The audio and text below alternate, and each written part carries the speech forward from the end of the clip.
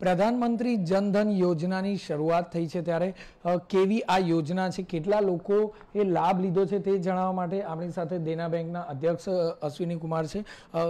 Sir, कितने लोगों ने अभी तक लाभ लिया है और कितने लेने वाले हैं ये योजना?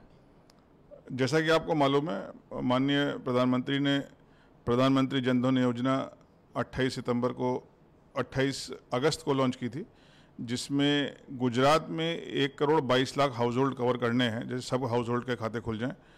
उसमें से लगभग अब तक 93 लाख हाउस होल्ड्स के अकाउंट खुल चुके हैं।